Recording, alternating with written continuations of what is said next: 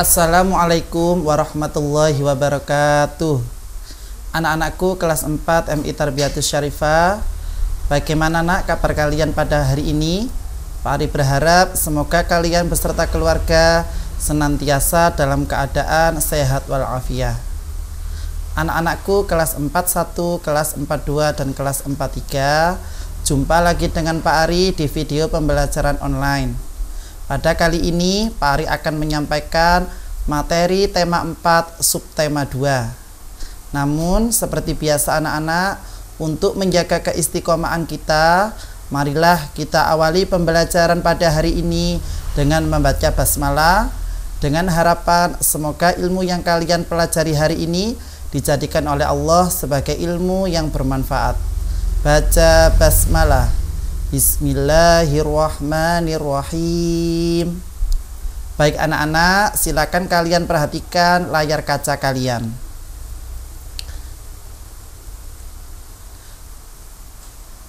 Pada hari ini kalian akan belajar mata pelajaran tematik, yaitu tema 4 subtema 2 materi IPA. Ya, tentang apa yang kita pelajari hari ini? Yang pertama, kita akan belajar tentang dampak pemanfaatan teknologi, dan yang kedua pembatasan penggunaan sumber daya alam.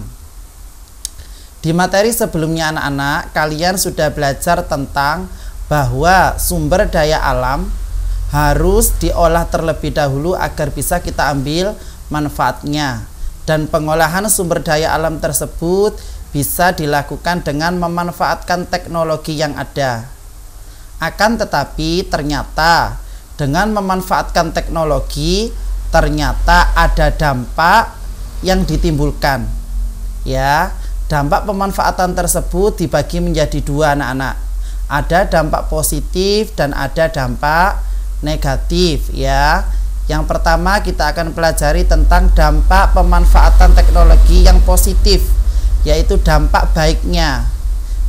Yang pertama, dengan memanfaatkan teknologi ketika mengolah sumber daya alam, maka otomatis kita akan menghemat waktu. Kita tidak membutuhkan waktu lama untuk mengolah sumber daya alam tersebut, sehingga bisa segera kita nikmati. Yang kedua, hemat biaya ya.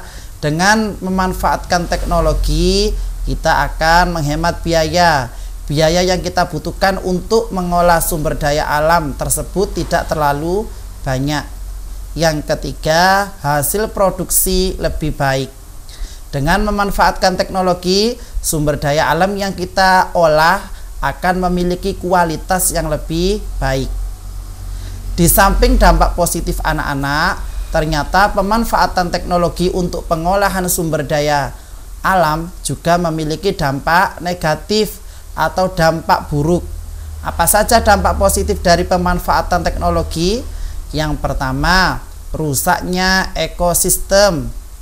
Dengan sering kita memanfaatkan teknologi, ternyata bisa mengakibatkan beberapa ekosistem di sekitar kita menjadi rusak.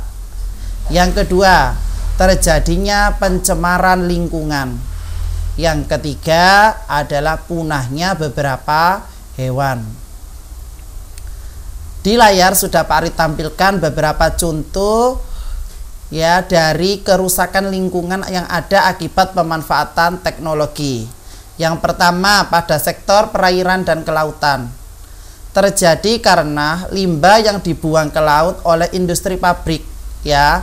Mungkin karena beberapa industri pabrik tidak memiliki tempat pembuangan, sehingga mereka terpaksa harus membuang limbah ke lautan. Aslinya boleh anak-anak membuang limbah ke laut, itu boleh. Dengan syarat apa? Seharusnya limbah diolah terlebih dahulu atau dinetralisasikan sebelum dibuang ke laut. Jika limbah diolah terlebih dahulu atau dinetralisasikan, maka kemungkinan besar ekosistem yang ada di laut tidak akan ikut tercemar, tidak akan ikut rusak. Yang kedua, pada sektor pertambangan. Pada sektor pertambangan, kerusakan lingkungan bisa terjadi karena adanya penambangan secara besar-besaran, sehingga menyebabkan terjadinya lubang. Penambangan boleh saja juga dilakukan, tetapi harus bertanggung jawab. Bagaimana caranya? Dengan cara menutup kembali lubang bekas daerah penambangan dan melakukan reboisasi, yaitu menanam pohon di tempat yang sudah kita lakukan penambangan tadi. Berikutnya anak-anak ya, salah satu contoh dampak pemanfaatan teknologi di sektor industri ya terjadi karena industri menghasilkan sulfur oksida dan karbon dioksida yang bisa mengakibatkan memanasnya suhu bumi atau yang biasa dikenal dengan istilah efek rumah kaca. Jadi suhu di atas bumi ini nak di atas rata-rata ya, sehingga sangat panas sekali ya.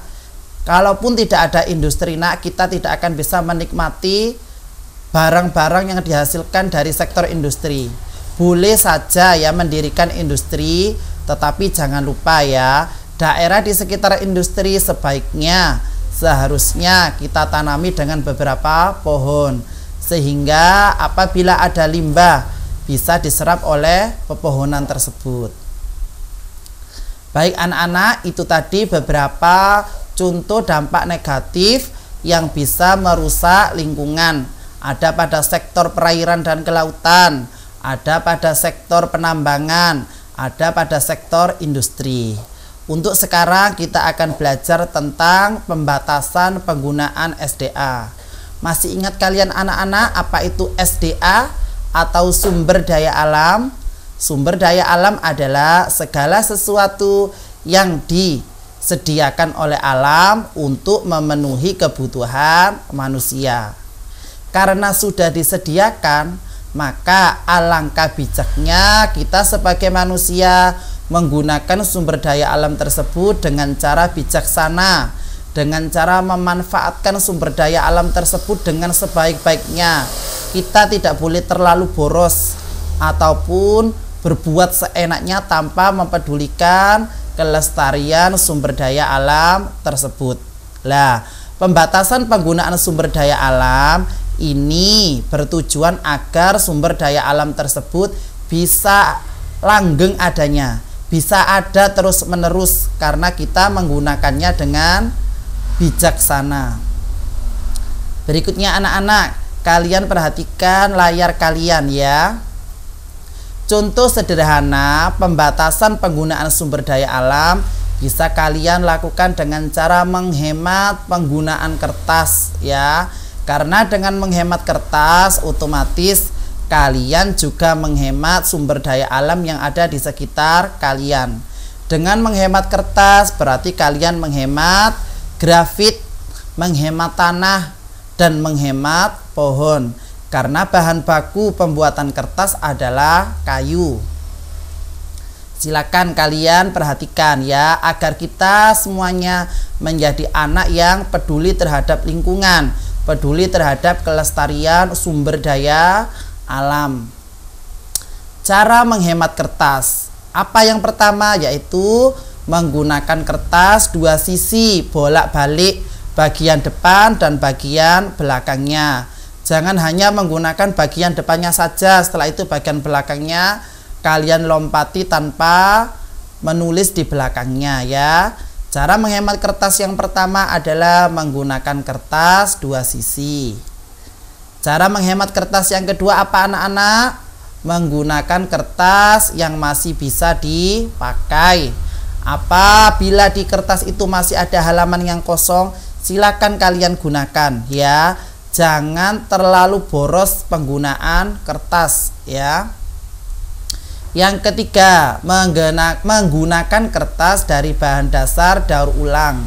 Tadi di awal sudah Pak Aris sampaikan, bahan baku pembuatan kertas adalah kayu ya. Tetapi ada beberapa kertas yang dibuat dari bahan dasar daur ulang. Lah, kalian bisa menggunakan kertas tersebut untuk keperluan menulis. Berikutnya anak-anak, mendaur ulang kertas ya. Mendaur ulang kertas. Contohnya apa? Sering sekali kalian diberi tugas oleh Bapak Ibu guru membuat kerajinan dari bubur kertas. Itu adalah salah satu pemanfaatan kertas dengan cara mendaur ulang kertas ya. Kertas-kertas yang sudah full, yang sudah banyak tulisannya, bisa kalian gunakan untuk yang lainnya. Contoh misalnya kalian menulis hanya di bagian depannya saja, di bagian belakangnya kosong. Kertas itu bisa kalian jadikan satu, terus bisa kalian buat untuk buku coret-coretan ketika menghitung mata pelajaran matematika. Bagaimana jika dua sisinya sudah full tulisan? Maka bisa kalian gunakan untuk membuat sebuah kerajinan ya, dengan cara membuat patung dari bubur kertas juga bisa, membuat peta dari bubur kertas juga bisa. Yang kelima, cara menghemat kertas adalah tidak menghambur-hamburkan kertas. Maksudnya apa Pak Ari? Biasanya kalau kalian masuk sekolah, kertas kalian sobek, setelah itu kalian buat mainan, kalian lempar ke teman-teman kalian. Padahal kertas itu masih memiliki manfaat yang lain. Alangkah bijaknya jika kalian menggunakan kertas tersebut untuk kepentingan yang lebih bermanfaat. Contohnya untuk menulis catatan, untuk mengerjakan tugas, bukan digunakan untuk membuat mainan, apalagi kertasnya masih kosong kedua sisinya. Bagaimana anak-anak? Kalian paham dengan penjelasan Pak Ari? Pak Ari berharap kalian bisa memahami dengan materi yang Pak Ari jelaskan, mulai dari dampak dari pemanfaatan teknologi dan pembatasan penggunaan sumber daya alam.